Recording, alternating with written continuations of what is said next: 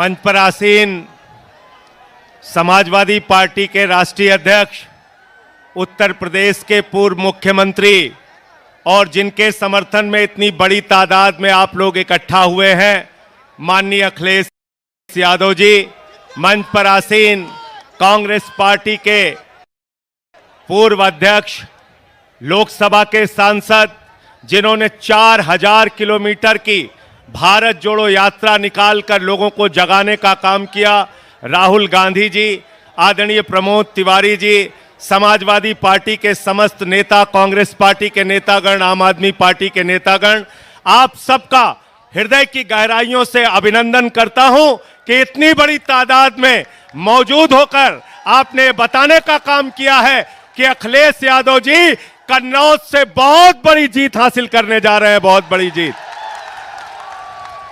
साथियों और दोस्तों, मैं हाथ जोड़ के आपसे विनती करने के लिए आया हूं, इसलिए आया हूं कि राहुल गांधी जी ने रामलीला के मैदान में कहा, अखिलेश यादव जी हर सभा में कह रहे हैं कि ये 2024 का चुनाव अंतिम चुनाव है। भारतीय जनता पार्टी अगर गलती से जीत गई तो ये संविधान को खत्म करेंगे, आरक्षण को खत्म करेंगे, चुनाव को खत्म करेंगे। अपने वोट को बचाने के लिए इस बार वोट कीजिए और बीजेपी की जमानत जब्त कराने का काम कीजिए। और जब मैं कह रहा हूं कि आरक्षण खत्म करेंगे तो इस बात के आधार पर कह रहा हूं कि भागवत जी ने कहा था आरक्षण खत्म होना चाहिए। मनमोहन वैद्य आरएसएस के नेता कहते हैं आरक्षण खत्म होना चाहिए।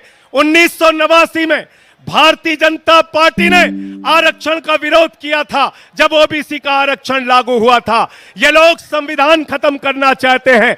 लल्लू सिंह कहते हैं, अयोध्या के प्रत्याशी, संविधान खत्म करो। ज्योति मिर्धा कहती हैं संविधान खत्म करो। अरुण गोविल कहते हैं संविधान खत्म करो। अनंत हेगड़े कहते हैं संविधान खत्म करो। अरे जो बाबा साहब का संविधान खत्म करेगा, हम उसकी राजनीति खत्म करेंगे। यह संकल्प हमको लेना है। इतनी नफरत है भाजपा के मन में, इतनी नफरत। 5 साल तक मुख्यमंत्री रहे अखिलेश यादव जी, 5 साल तक।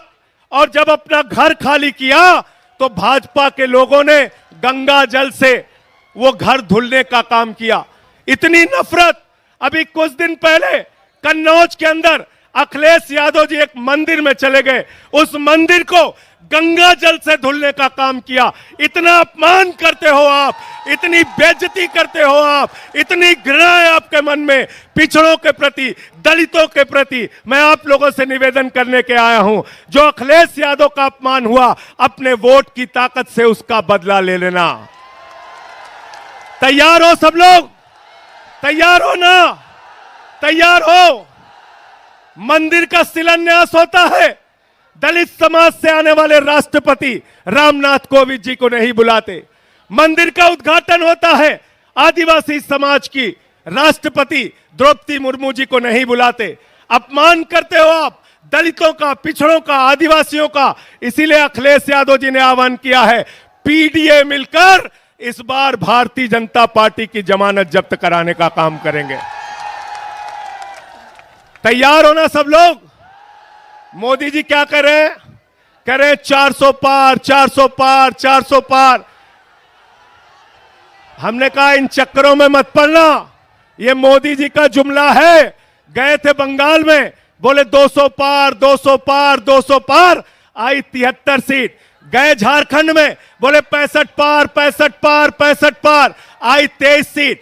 गए हरियाणा में, बोले 75 पार, 75 पार, 75 पार, आई 40 सीट। गए महाराष्ट्र में, कहने लगे 150 पार, 150 पार, 150 पार, आई 105 सीट। गए कर्नाटक में, कहने लगे 130 पार, 130 पार, 130 पार, आई 65 सीट। गए दिल्ली में, कहने लगे 45 पार, 45 पार, 45 पार, आई 8 सीट। गए मिजोरम में, कहने लगे 21 पार, 21 पार, 21 पार, आई 1 सीट। अब कह रहे 400 पार, 400 पार, 400 पार। जनता करिए तड़ी पार, तड़ी पार, तड़ी पार। तड़ी पार करना है ना? राहुल गांधी जी लगातार अडानी अंबानी के खिलाफ बोल रहे थे। 10 साल में मोदी जी को अडानी अंबानी का नाम नहीं याद आया। चुनाव में अब कह रहे हैं अडानी के खिलाफ नहीं बोलते, अंबानी के खिलाफ नहीं बोलते। अरे मोदी जी, अगर आपको टेम्पू का नंबर मालूम है तो ईडी सीबीआई भेजो, अडानी अंबानी को गिरफ्तार करो, करो गिरफ्तार, उनको करो गिरफ्तार। इसलिए इस जुमले में नहीं फंसना है। अंतिम बात कह के मैं अपनी बात को खत्म करूंगा। साथियों और दोस्तों, अखिलेश यादव जी ने उत्तर प्रदेश के विकास के जो काम किए उसके फीते आज तक काटे जा रहे हैं, उसके फीते आज तक काटे जा रहे हैं। इसलिए ये लोग स्कूल नहीं बना सकते, अस्पताल नहीं बना सकते, सड़कें नहीं बना सकते, बिजली पानी नहीं दे सकते।